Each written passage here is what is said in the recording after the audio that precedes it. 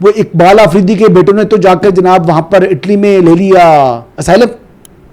اچھا نہیں معلوم ہم کو؟ نہیں مجھے تو نہیں معلوم. بلو پاسپورٹ تھا ان کے پاس, ویزا فری ان کی انٹری تھی ایک ملک کے اندر, وہاں پر گئے, وہاں سے جناب جو بھی ٹرانسپورٹ پکڑ کے جناب پہنچ گئے کدھر, اٹلی, اور اٹلی جا کر 28 سال اس کی عمر تھی, بلکہ 2 بچوں نے جا کے اسائلم لے لیا.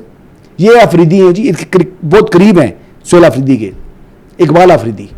یہ ان کا کردار ہے, یہ ان کے اسٹینڈرڈز ہیں, یہ ان کی اصلیت ہے.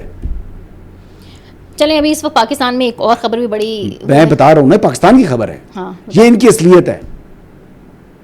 اقبال طلال چودھری نے آج سینٹ کمیٹی برائے داخلہ میں یہ بیان دے دیا ہے, اور بالکل یہ امبیرسمنٹ ہے پاکستان کی کہ ایک پارلیمنٹیرین کا بیٹا بلکہ بیٹے جا کر اسائلم لے رہے ہیں.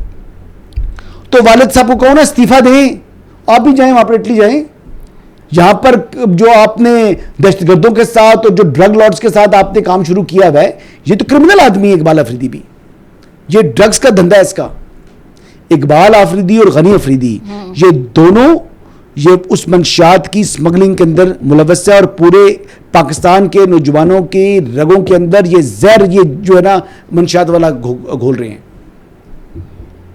چلیں یہ تو ایک یہ الزام نہیں لگا رہا, مجھے پریویلیج کمیٹی میں بلا لے.